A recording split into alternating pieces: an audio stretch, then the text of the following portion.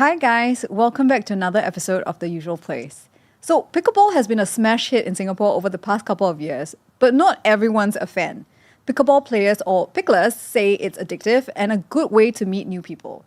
So the sport is so popular that players are struggling to find courts to play here. But for those who live in HDB flats near these courts, they say the noise from the games can be quite disruptive.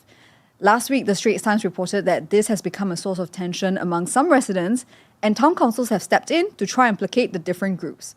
Some town councils have banned pickleball from badminton courts, limited play to certain hours, and even switched off the lights at courts. So here's the big question for today. Can pickleball players and their neighbours find a middle ground? So to help me answer that question, on today's episode, I have Jeremy So, the founder of pickleball club Performance Pickleball. And you've only picked up a sport less than 2 years ago, but you've achieved some pretty impressive rankings internationally so far. Okay, so let me tell everyone, you are the former number one player in the men's open singles, doubles, and mixed doubles in Singapore in the pickleball global ranking in 2024. That's a lot of highs in just under 2 years. So we'll get to how you got there, but let me introduce the other guests on the couch today. And we have Assistant Professor Nurul Amalin Hussain, a social scientist from Nanyang Technological University. And you've done field work in housing estates, and you were studying how people interacted with their urban environment in your research, right? Yeah. Okay, so your expertise is very interesting because we want to find out about community and building and sharing shared spaces, right? Okay, but let's start with Jeremy. So pickleball has exploded in Singapore. But, and this will upset some people watching, but it's a very big but, is it a real sport? Well, I think that's a very interesting question. I think one of the things, that we faced as tennis players who are, my fiancée Giovanni and I, we've been playing tennis for the longest time, She's achieved great results in tennis as well, one of the best players in Singapore. But I guess the question of whether it's a real sport really boils down to how we define the sport. One funny story is that, people say the name pickleball actually came from the sport of rowing or crew, right? And the name pickle boat actually represents a boat of leftovers or reserves from the main teams. In this case, they're suggesting that the main teams are tennis, badminton, and table tennis, right? So that's where a bit of the question is it a real sport? That's where it comes from. So it's like the people who cannot make it in these sports, exactly. They play pickleball. Exactly. Okay. Right. But I think once you start to understand the sport a bit better, yes, there are similarities, right? Tennis, it plays a bit like tennis with the low net, right? It's a bit like table tennis because the paddle's a bit smaller and the court size is very similar to a badminton doubles court.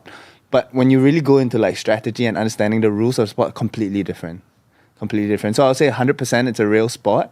It's just one that doesn't have as much history as the other three. Okay. So you mentioned that you were a tennis player. You were also a coach, but now you're a pickler. Yes. And how did you get into pickleball? I'm still a tennis player. Oh, okay. Okay, so you do both. Got to clarify. I do both, yeah. Okay. So we really got into the sport, with one purpose. I think this was end 2023. We had actually been playing a lot of tennis. We had a tennis business back then. And we really wanted to have some time to spend with the family, but we didn't want to play more tennis, right? And our moms are a bit older and they don't really want to play tennis. Mm-hmm. And that's why we chanced upon pickleball, right? So picking up the sport was really about introducing it to our moms. And then there wasn't much happening in Singapore then as well. So we went online, did a quick Google search, and we figured, okay, let's go play a tournament. Right, so with your moms? No, without our moms. Yeah, we just had to find out how to play the sport first, okay. Right? So we flew overseas. We found out it was part of the World Pickleball Championship Series. This was in China, 2023. We had no equipment. We didn't know the rules. So we had to buy equipment on the spot. We were very fortunate to have our opponents, explain the rules to us. We did pretty well, I would say. I think Joe won a couple medals, during that tournament. But I think that the takeaway was really the stories that we got. Right, so some people were telling us I lost my social life after COVID. Now I'm increasing the social aspect by playing more pickleball in our communities. And then another one is I haven't been active in 20 years. Right, and now I'm playing pickleball every day. So then I was like, Mom, that's you. Mm-hmm. Right, so my mom hasn't been active in 20 years. Now she plays pickleball almost every day, right, several times a week. And it's really because we wanted to introduce the sport to them, get our families going a bit more, that we picked it up, brought it back to Singapore and started to play more and really try and teach our families just to have that family aspect. And then, of course, the addiction started to kick in and we started to compete a bit more as well. So what makes this sport more accessible than the other three, which is tennis, badminton, and and table tennis? Well, I think in terms of accessibility, I wouldn't say pickleball is easier because at a high level, any sport is challenging, but it's easier to pick up, right? So the learning curve playing a sport like tennis, and I'll speak about tennis because that's what I know best. It takes a long time to learn tennis and get reasonably decent at the fundamentals of tennis. Your forehands, your backhands, your volleys, right? But we have a flagship program, in performance pickleball called Pickleball 101, and that's a 3-hour crash course. We teach you everything in 3 hours, right? We can't do that for tennis. I need like 3 months, right? So being able to pick it up because the ball is, a little friendlier, the court is smaller. You don't have to run as much because most people play doubles. It keeps the sport accessible, not just for healthy individuals, but people who are trying to get back into sports, whether it's people who are older, whether it's people who have been working for a while and just neglected their health, or even for kids who have never played sports in their lives. I think it's a good segue for them to really try and pick things up. Yeah, so we're seeing like a lot of people, so you have seniors, young seniors, millennials, and like young kids also trying to pick it up, right? So Prof, from your perspective, what does the accessibility of pickleball actually say about the communities it brings in like urban Singapore? I feel like this is a sport that gets everybody in because I've seen, For sure. different, So what does it say about our city that, this is a sport that has, brought people together? Yeah, so I mean, I think Jeremy's story is actually a really good example of how it's bringing different generations together, and it's bringing different generations together in an accessible way. So I think it's a good sport to kind of repopulate a lot of public spaces that had been emptied, during COVID and stuff. People don't really go into public spaces. People didn't really go into public spaces previously. And with the repopulation of public spaces, then you have the ability for people to socially connect. You can develop like more relationships with your neighbors. You can find new friends. And you can generally sort of claw back a lot of the social capital that had been lost during something like COVID. So I think it says something about the possibility of common activities in Singapore that actually, even though we are a very diverse country with an aging population, a lot of old people, and people who are generally under a lot of stress, like a lot of stresses like work and family, you can still actually find an activity that most people can participate in. Yeah. Jeremy, when did you see the spike or the boom of pickleball in Singapore? Because everybody's talking about it. I mean, that's the reason why we're doing this episode, right? For sure. It's not just annoying people. More people are, picking up the sport. I think I would like to say that, we came into the picture, starting performance pickleball. That was about June of 2024, so last year. Even at that point in time, I wouldn't say that, there was a huge spike. But we did, to start to see, a bit more interest, in what people wanting to learn pickleball, coming to us, asking about classes, just trying to get their foot into the sport. But it was maybe about 2 months later, so maybe August of 2024, when we really started to see things pick up and a lot more of a spike in terms of people wanting to try the sport, get active. And then the start of this year would have been absolute, mammoth of an increase in people wanting to, I really want to play. I don't know the rules, but it looks fun. Everyone seems to be playing it. And I attribute that, a bit to, businesses like us who are trying to, bring more people into the sport and, try to grow the sport, whether it's through programs, whether it's through facilities, being able to just give access to those things.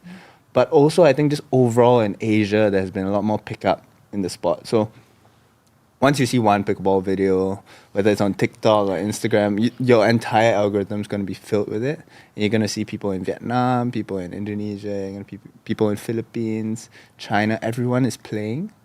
And I think that's really, just the ecosystem that has kind of been, not follower, kind of thing, but the ecosystem of like, wow, that looks interesting. I feel like it could be for me. And then people are just starting to really pick it up. What's the entry point into the game like? Like, what do I need to invest? Like, must I have the paddle? Must I get the balls? Must I get an outfit? I mean, that's fair enough. I think when it comes to equipment, right, you have a whole range, right, and it kind of depends on like how much you want to invest into it. But it can be as simple as hopping onto Shopee, just buying a set, right? It doesn't cost you more than $100. right, thereabouts. Just get a decent set, right? And I always say get a decent set. Don't get, something that's $5, $10, because that's not going to last you very long, because once you get addicted, you're going to buy something else, right? So get a decent, set, $100 if you're willing to spend, about $100 just to try the sport out. And you can really just find some friends and say, guys, let's just go try this out.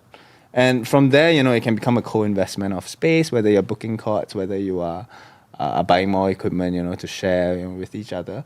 And that's one way to access the sport. Another way would be to invest, in a program like ours, right? You can come, we settle everything for you. The coach is there, right? You're having a group session. Paddles and balls are included, so you don't need to fork out that investment of like equipment yet, if you really just want to get a taste of the sport. Or you could just hit the facility and ask, hey, do you have paddles for rent? Maybe $5, right? You get some paddles, right? And all of you just go and try. And that's not going to cost you more than like $10, $15 a person. So I thought you were going to say borrow from someone playing, which is also possible. Which is also possible. You could make friends. You could make friends and just borrow from someone. Just book the court and show up. Well, the reason why we're chatting about this on The Usual Place is not just because pickleball is a popular game now, but because it has upset some people who have to hear the game, particularly when the courts are around in their neighborhood, right? Yep. So before we get into that, let's have a listen to what a game actually sounds like.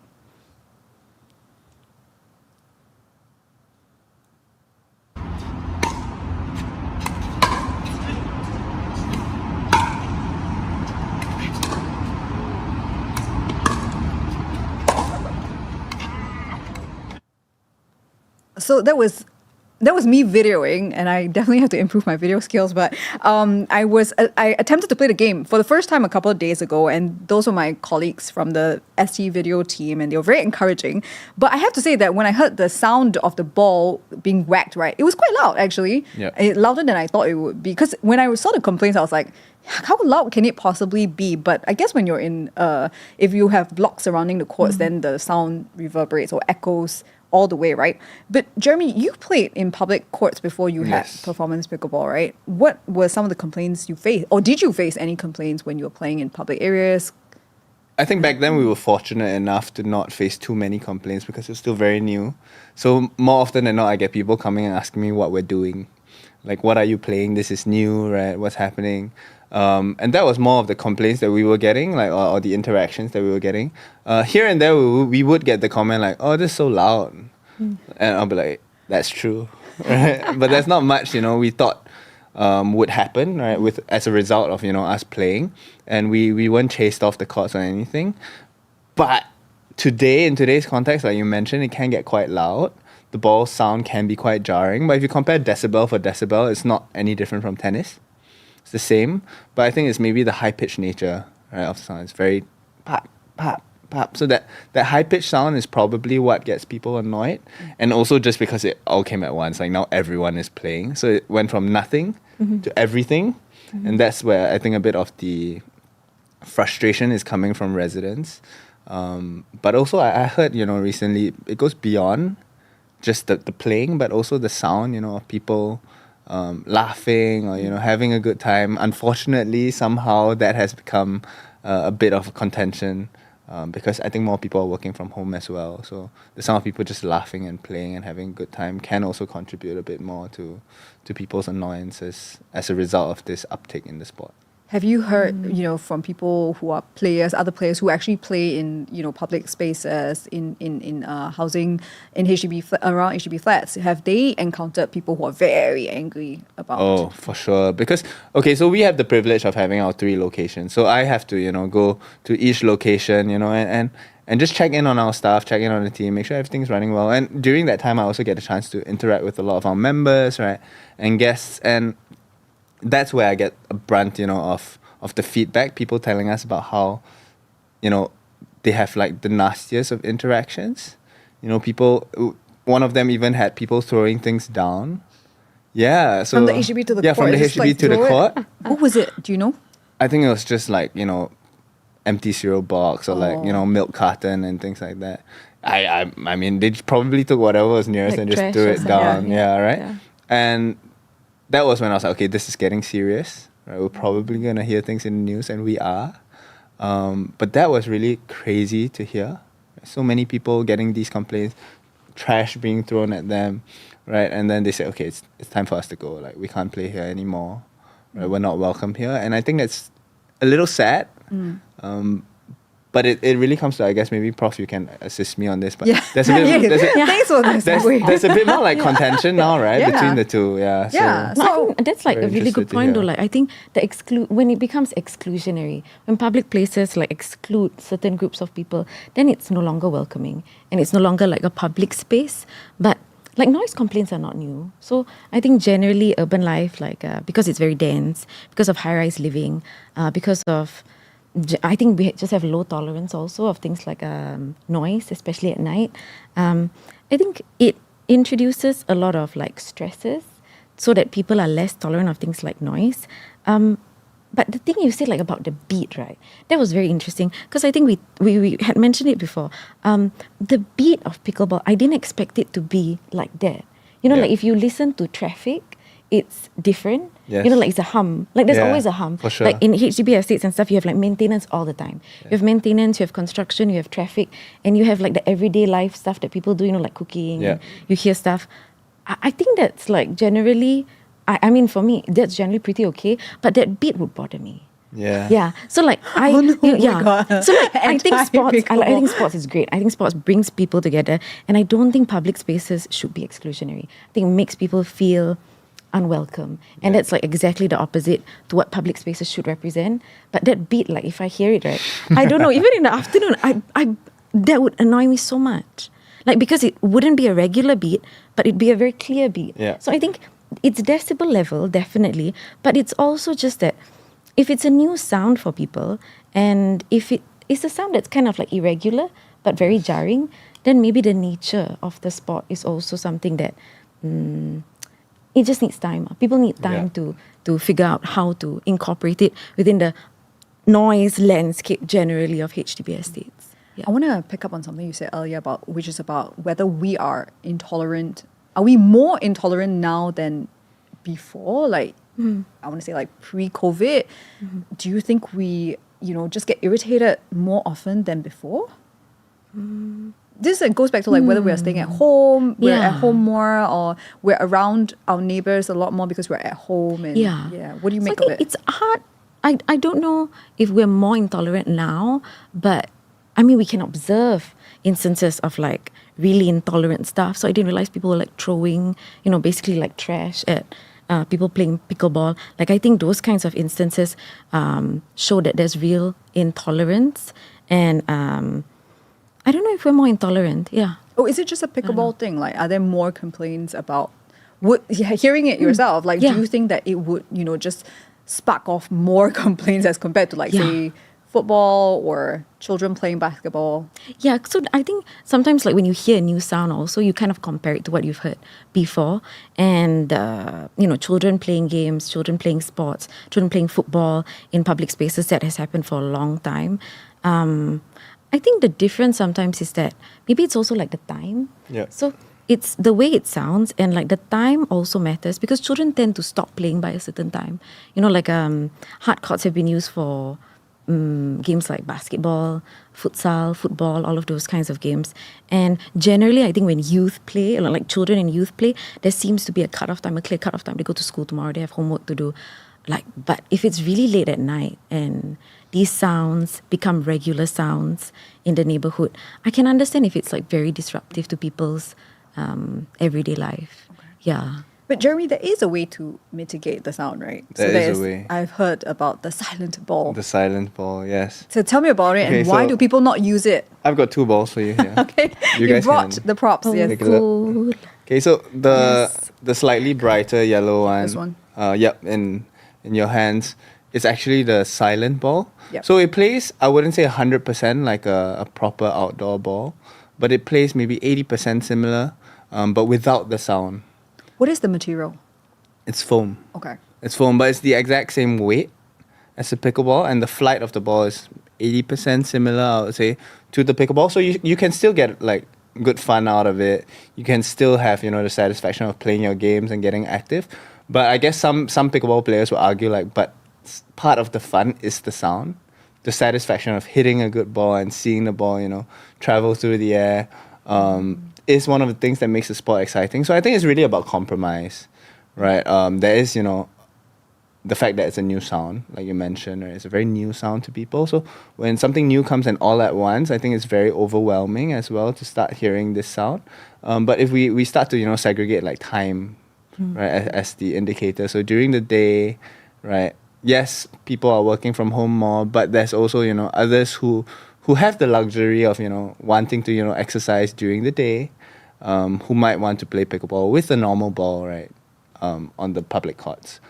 But when it comes to evening, then maybe, there should be a bit more enforcement of, okay, let's use the proper, silent ball equipment just to make sure that we're not angering our neighbors.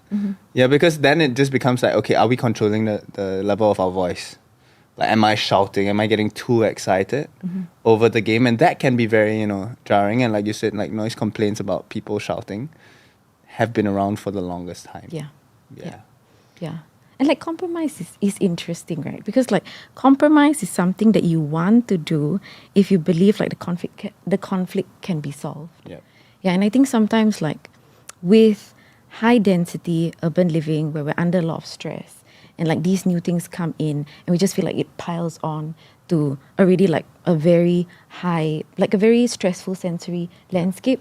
I think then sometimes we don't fight well. So like even though we have neighbors and we know certain things add to public life in our space, then the reaction to it is just like very averse to compromising. Yeah. So like I wonder also like, if you have a ball like this, why doesn't everyone play with this ball once it's like evening time? They might make a rule now. They might. Because like you can actually reach that compromise now if there are like ways to do that. Yeah, so instead of cancelling. I mean, like, even I think access. And people are naturally making this decision because we are, we're the distributors of a lot of, good brands, Pickleball, and we have our shops on Shopee, our website, and we've seen a real increase in the purchase of these kinds of balls. I think people are starting to realize that, okay, let's make some compromise. I don't think everyone's out to play pickleball to piss, their neighbors off.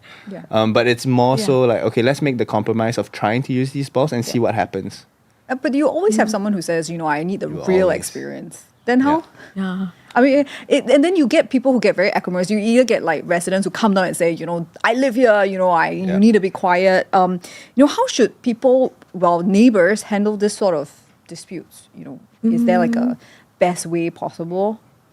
I don't know if there's like a best way possible, like a general solution. And I think for things like these also, it probably makes more sense to have like neighborhood by neighborhood solutions. You look at like demographics, you look at like really what are the actual stresses in the neighborhood. Sometimes how their design can actually affect how people hear the sounds. But yeah, I think, there probably are people who will not move to the foam ball, but there are also people that will complain about anything, like TV noise. Like people will complain about like, sometimes you have Hari celebrations and like little things and people complain about those things. So I feel like there will always be a certain part of the population that will feel like they cannot take this, they cannot tahan it at all. And those are not the people you convince to engage in compromise because they will not build the social norms that will allow these things to coexist. They will not be interested in actually like finding middle ground. But everyone else, like most people, are interested, I think, in living peacefully, in having like good relationships with their neighbors.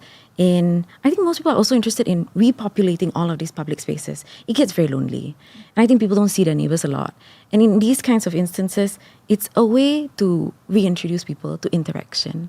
So I think people would be interested in finding a compromise. I think if I can add on to that, I think it's also about getting more people to accept the sport for what it is. I think it's something that's unfamiliar. Like we hear kids playing basketball. We've all played basketball during PE, right? You hear people playing badminton, like, oh yeah, we've all done that, right? But pickleball is so new. It's like, I don't understand this sport. It's so noisy. It's upsetting me, right? I'm going to complain, right? But if I dare say, people who do play pickleball, if they hear the sound, they're like, nice, someone's playing pickleball.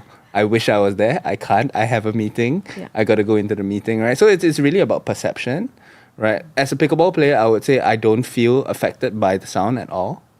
Because you're so used to it. I'm so used to it. Every day, Yep, okay. Right, but for someone who's not used to it, then I do see, some level of compromise that needs to be made. And my That's best a good point. suggestion, People can get used to anything. exactly. Yeah. Best suggestion would Yeah. be, let's have more, community engagement. Let people understand what they're actually, complaining about, and then after that, if you have an opinion about it, like let's hear it out and let's find, a common ground of compromise. I think was that's really interested effective, To like, ask him because you're a sports person and you played tennis and now pickleball, and then the narrative has always been we should be an active society, and then people get active and then gonna complain. Then Yeah. it's like, so what do you make of it? The tension there. I mean, it's frustrating, right, to say the least. I think because Singapore, we are very, very capable society when it comes to, all facets of the economy, all facets of industries, but we are very inactive as a society. Like, we are just not moving enough.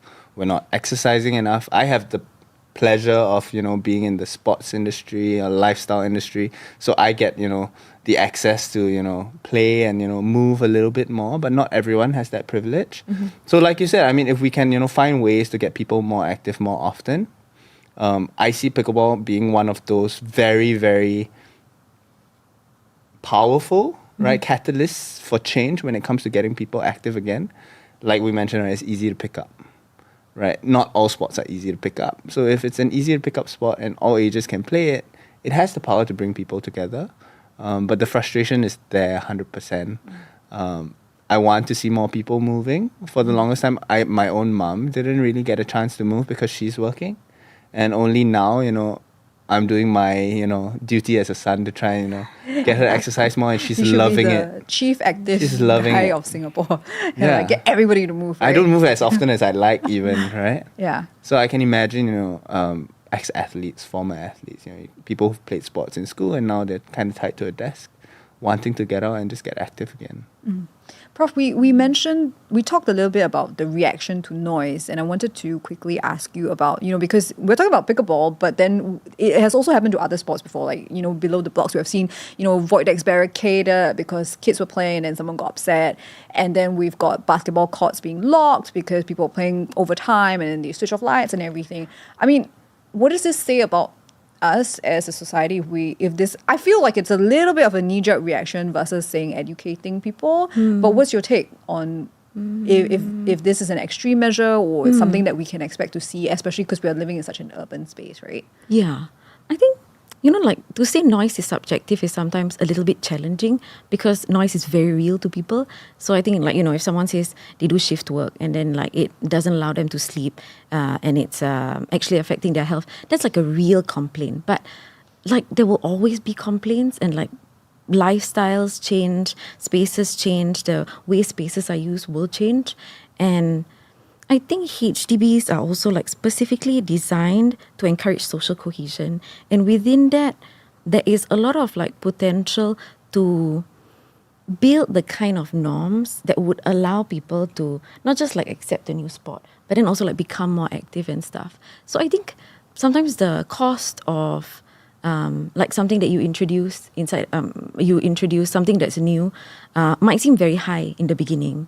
And then there'll be very loud people who complain, and their complaints are legit. So if you cannot sleep, you really cannot sleep. It's too loud. But I think our obligation also to the larger collective is to sometimes see that there is a potential for a benefit that is great. And a benefit that really kids can benefit, old people can benefit, we can benefit, and then maybe just tahan a little bit longer. You have to give it some space. I feel now also it's growing pains. Yep. So it's unfair to judge something in terms of its long-term potential to bring people together based on how you're experiencing it while it's still it's the teething stage. Yeah.